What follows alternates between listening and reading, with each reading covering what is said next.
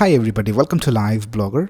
In this tutorial series, we have been creating this animated responsive hero section using HTML, CSS and JavaScript. And this is how it looks right now. So we have created the responsive version in the previous video. Now in this video, I'll show you how to add the animation. So here we can see, if we reload this page, we have this animation for all these elements of our design. Now in this video, we will add the animation using GSAP. So let's get started.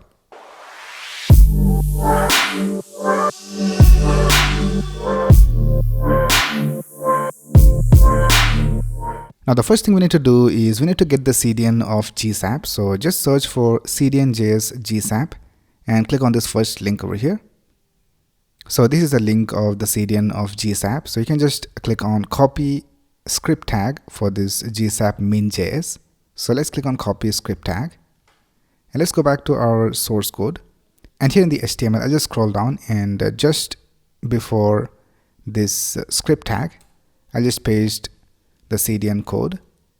So here we have the GSAP min.js library, and then we have this script tag where we are linking the main.js file. So now let's go ahead and add the animation using GSAP. So let's go to the main.js file, and here the first thing we need to do is we need to create a timeline. So let's type const and let's call it TL equals, and here you need to type gsap.timeline. Now after this timeline is created, you can just go ahead and type TL, which is the name of the timeline. Then you have two options, from or to. So I'll just type from. Now what this will do is it will go from the state that we provide over here to the current state that we have in our website. So for example, this logo is right here. Now if I just type from and if I add an opacity of 0, then it will go from 0 to this opacity of 1. Now if we add to instead of from, then it will go from the current state to the state that we provide over here. So for example, if we set the to opacity of 0, then it will go from this opacity of 1 to the opacity of 0. So let's go ahead and write the code and you will understand it better. Now here the first thing we need to do is we need to provide the selector. So the first thing we will select is this background image. So here we can see if we reload this page, the background image is first displayed over here. So let's go back, and if you go to the HTML file, here we can see inside the hero section, we have this img tag. So it is immediately inside this hero section. So we can just go ahead and type #hero, and in that we have the image. So I'll just type greater than img. So it will target the immediate image tag, and it will not target the images inside any of the other divisions. So let's go ahead and add an object over here for all the animations. Now here we'll just set the opacity to 0. So it will start from opacity 0 and go to this state which has the opacity of 1. So let's save this and let's go back and let's reload this page. And now we can see that the image starts from opacity of 0 and it goes to this state. Right now let's go ahead and add the animation for this nav. So if you go back, here we can see that the nav comes in from the top. So let's go back, and here we can go ahead and keep adding new animations. So here let's type .from, and let's select the nav. So we have the nav element, and let's add the animations. So here in this object, let's type y, which is the y-axis. So let's type -100, and we can also add easing. So let's type ease, and let's set the easing to expo.out. Now you have different options in GSAP, so I'll just show you that. So you can just Google for GSAP easing and just go over here to this link, and here we have different easing options displayed over here. So we have power 1 out, and we have these 3 options in here, and all these options over here. You can also create your custom easing. So you can just click on custom ease and customize the ease, and it will give you the code for that. So right now we are using this easing called expo.out. So this one right here. So this is how the easing will look. So let's go back. Let's also set a duration. So let's type duration, and let's set the duration to 1.7, and let's save this. And here we can see after this image animation, we have the nav being animated. Now we want to have this nav animated a little earlier. So before the animation of the image finishes, we want this nav to appear. So here we can see the nav appears a little earlier. So for that, you can go back and you can add an option over here after this object. So let's add a comma, and here you can just type minus equals, and you can add a value over here. So I'll just type 0.6. Now it will run the animation 0.6 seconds earlier than default. So let's save this and let's go back. And now let's reload this page. And now we can see that the animation is working correctly. Alright, now let's go ahead and animate this logo. So for the logo, we have the animation where it fades in. So let's go back. And here let's add a from. So let's type dot from. And let's target the logo. So let's type nav. And if you go back to the HTML file, here we can see for the logo, we have this anchor tag with a class of logo. So let's type dot logo. And now let's add the animation. So let's create an object and let's set the opacity to 0. And let's also set the duration to 1. And let's also add a transition delay. So let's type minus equals 1. So we are adding a negative transition delay. So let's save this and let's reload this page. And now we can see that the animation of the logo is also working. Now let's add the animation for these menu items. So if we go back, here we can see that all these menu items are displayed one after the other. So for that, let's go back and here let's type dot from, and here let's type nav. And if you go back to the HTML file, here we can see that we have this division with the class of menu items, and in that we have the anchor tag for all these menu items. So let's type dot menu items a, and let's create an object. Now for this, we need to set the opacity to 0, and we need to set the scale to 0.8. So it will start a little smaller and it will grow, and then we'll set the duration to 1.5, and let's also set the easing to elastic dot out 1.5. So you can experiment with these numbers. And now let's go ahead and add a transition delay. So let's type minus equals 1. And now let's go back, and here we can see we have the animation for all these menu items. Now we want all these menu items to be displayed one after the other. So for that, you can use this option called stagger. So let's type stagger, and let's set the value to 0.3. And now let's save this. And now we can see that all these menu items are displayed one after the other. So it is working all right. Right, now let's go ahead and animate the rest of the elements. So let's animate this text content area. Now if you go back over here, we can see that this text content area comes in from the bottom. Now if we go to the mobile version, here also it comes in from the bottom, but here it has a lot of height, and here it doesn't have a lot of height. So we don't know exactly what position we need to start this text content area from. So for that, let's go back and let's go to the CSS file, and let's go to the text content division. So here we can see we have this division with the class of text content. So let's find that over here. So here we have the text content. Now here we will set the position of the text content to below the screen. So we can just type transform, translate y, and let's set the value to 100%. So it will go below the screen. Now let's go back and let's go to the main.js file, and here let's target the text content. So I'll just type dot, and here we will use 2 because we want to start from the bottom and we need to go to a different state. So let's type hero text content, and let's create an object, and let's type y 0, and let's set the easing to power4.out, and let's set the duration to 1.8, and let's also add a transition delay. So let's type minus equals 1.4. And now let's go back. And here we can see we have the animation for the text content. Right now let's go ahead and add the animation for this heading. So for the heading we have an h1.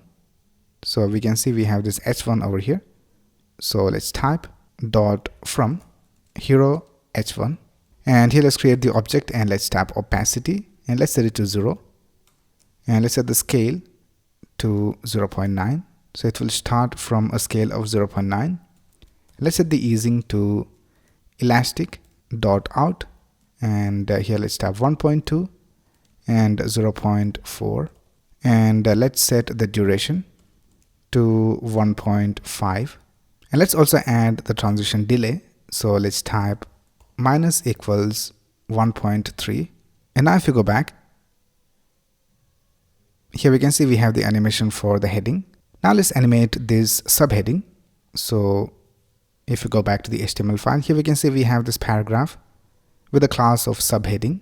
So let's type dot from hero subheading. And here let's type opacity. And let's start from 0. And let's set the X value. So if you go back, here we can see that the subheading comes in from the right side. So for that we are setting the X axis. And let's set it to 40. And let's set the easing to elastic dot out 1 and 4. And let's set the duration to 1.5. And here let's add a transition delay and let's set it to minus equals 1.3. And let's also add the animation for the buttons. So let's type dot from and let's type hash hero. And for the buttons, we have this division with the class of buttons, and in that we have this class of btn. So let's type buttons btn. And let's start with an opacity of 0 with a scale of 0.8 and duration of 1.5. Let's set the easing to elastic dot out 1 and 0.5. And here we need to set it to 0.4. And then let's go ahead and set a stagger, because we have multiple buttons and we want the buttons to be displayed one after the other. So let's set the stagger value to 0.2. And let's also add a delay. So let's add a negative delay of 1.3. And let's save this and let's go back to our website and let's reload this page. And we can see all the animations are working all right. Right now let's go ahead and open the mobile version and let's reload this page. And here we can see the animation is not working correctly because we don't have all these menu items inside the mobile version. So it will wait for the animation of the menu items to work, and after that it will display the other animations. And we also don't have the animation for this menu icon. So we need to create a different timeline for the mobile version. So for that, let's go ahead and change this timeline into a desktop timeline. So I'll just change the name to TL desktop. And here also I'll just tap TL desktop. And now we need to create another timeline for the mobile version. But before that, we need to check whether we are on the mobile device. So for that, you need to create a match media. So I'll just type let, and I'll just call it mm for match media. And let's tap equals GSAP dot match media. So once you create this match media, you can go ahead and inspect the width of the browser. So here let's type mm.add, and here we need to add the max width or the min width. So let's type min width and let's set it to 801 pixels. So if you go back to the style.css file, here we can see we have created this media query of max width of 800 pixels. Now this is for the mobile version. Now for the desktop version, it will start from a min width of 801 pixels. So that's why we have set min width of 801 pixels over here. And the next argument over here is an arrow function. And in this, we need to add this timeline. So I'll just go ahead and copy all this code from here. So I'll just cut it from here and let's paste it inside this function. So now this is for the desktop version. Right now let's go back to our website and let's go to the desktop version. And the animation is not working over here. So let's go back and we need to add this inside parentheses. So let's add this inside parentheses. And now let's go back. And here we can see we have the animation for the desktop version. But if you open the mobile version, here we don't have the animation because we have set this min width of 801 pixels over here. So now let's create the animation for the mobile version. Here I'll just type mm.add. And for the mobile version, we need to type max width of 800 pixels. And let's create an arrow function. And here we'll create the timeline for the mobile version. So I'll just copy all of this from here. And the code of the mobile version is almost the same. So let's copy this code and let's paste it over here. And let's change the name of the timeline to TL mobile. I'll just do that over here as well. Now for the mobile version, we have this image animation over here. So I'll just keep it as it is. And then we have the nav animation. So I'll just keep it as it is as well. And then we have the animation for the logo, and this will also be the same. Let's scroll down, and then we have the animation for the menu items. Now for the mobile version, we don't have the menu items. So let's go ahead and remove this from here. And we need to add the animation for this menu icon. So let's go ahead and type dot from. And let's tap nav, and for the menu icon we have this division with the class of menu icon. So let's type dot menu icon, and here let's go ahead and create the properties for the animation. So I'll just tap X of 30. So if you go back to the original design, here we can see that this menu icon comes in from the right. So let's go back, and here let's also set the opacity to 0 by default. And I will also set the duration to 1. And let's go ahead and add a delay. So let's add a negative delay of 1. And then we have the animation for the text content. And then we have the animation for the H1. So everything will be as it is. And then we have the animation for the subheading. And then we have the animation for the buttons. So everything else will be the same. So let's save this and let's go back to our website. And let's reload this page. And here we can see all the animation is working all right. And if you go to the desktop version, here also the animations are working all right. So that's basically how you can add GSAP animations to your desktop and your mobile versions. Alright, so that's basically it for this video. If you have any doubts, you can ask in the comments below. And if you like this video, please click on the like button and subscribe to this channel to get the latest video updates. Thanks a lot for watching. Have a nice day.